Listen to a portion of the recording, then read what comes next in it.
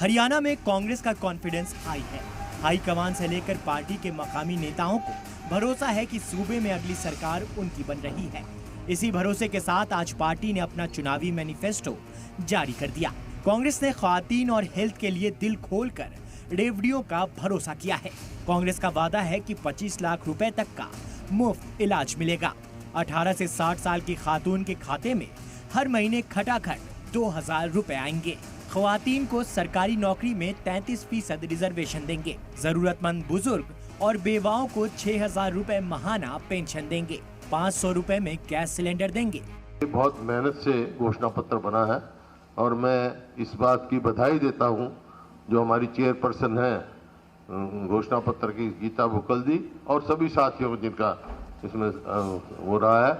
और बहुत सारी बातें राजस्थान से हमने सीखी, जो अशोक गहलोत जी जब मुख्यमंत्री थे 25 लाख की जो वो की, तो बहुत सारी स्टेटों का हमने मंगा के तब इन्होंने पूरा अध्ययन करके दिया है। रियासती किसानों को भी खुश करने के लिए कांग्रेस ने बड़ा वादा किया है। किसानों की हर पैदावार MSP पर बिकेगी।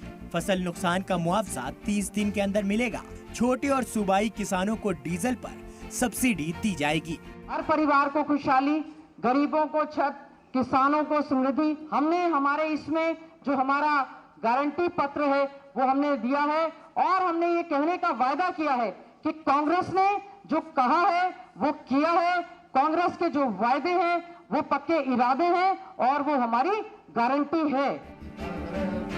कांग्रेस ने नौजवानों को रिझाने के लिए वादों की झड़ी लगा दी। कांग्रेस ने वादा किया कि 2 लाख सरकारी नौकरी देंगे। सरकारी डिपार्टमेंट में ठेके पर भर्ती बंद होगी।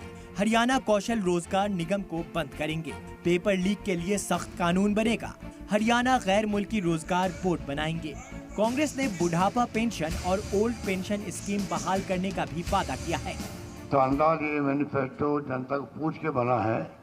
मैं उम्मीद करता हूँ कि आप सबको, प्रदेशवासियों को भी जो कमिटमेंट किए गए हैं, वादे किए गए हैं, आप जानते हैं कि कांग्रेस की क्रेडिबिलिटी है, जो वादा करती है वो निभाती है, निभाने का प्रयास भी करती है। उधर बीजेपी ने कांग्रेस के वादों को हवाई बताया है। झूठ का पुलिंदा है। कांग्रेस ने कभी भी आज तक अपने मैनिफेस्टो पर काम नहीं किया है।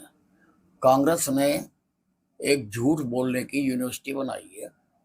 वहां से जो डिग्री लेकर आता है वही अब इस कांग्रेस के लीडर बनते हैं, क्योंकि वो झूठ बोलने में बिल्कुल परफेक्ट होते हैं। रेवड़ियां देने में कांग्रेस ने अपना चुनावी पिटारा खोल दिया। सवाल उठता है कि इसके लिए बजट का इंतजाम कहां से करेंगे। हिमाचल में किए चुनावी वादे से पहले ही कांग्रेस जूझ रही है। ब्यूरो रिपोर्ट, सलाम टीवी।